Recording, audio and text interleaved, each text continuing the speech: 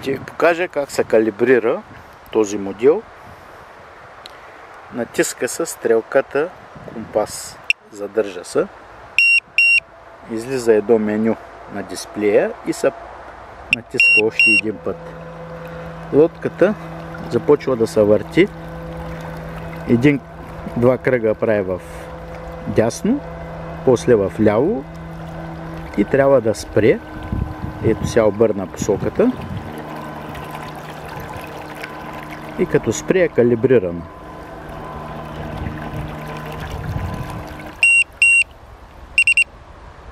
Така, сега, където се е калибрирала, трябва да е наблизко от брега, на 5-6 метра от брега. Задържате къщичката. Като чуете този сигнал, той значи домашната точка е запаметена. Това е първото нещо, което трябва да направите, иначе лодката няма да се върне при слаби батерии. Значи домашна точка е запаметена. Сега отиваме на някаква точка да запаметим. Натискате джойстика напред, надолу. Тя тръгва на круиз. Тук може да управлявате. Като дадете наляво, тя завива надясно. Като дадете наляво, надясно. Така. Там примерно ще изберем една точка.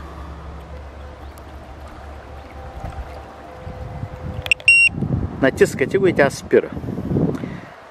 Запаметяване на точките става последния начин. С дясна стрелка, еднократно обаче. Един път отива на първи квадрат, става в лилав сектор и натискате точката отгоре, тая.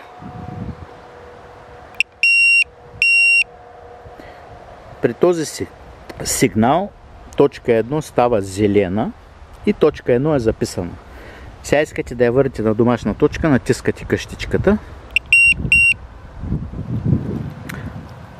Лодката в момента е турена на 65% газ. Бачата с батерия пак пада, дано да изкара.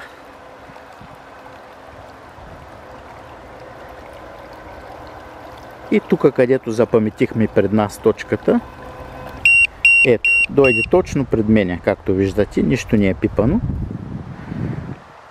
Сега трябва да отидем пак на първа точка, където запаметихме, натискате един път стрелката.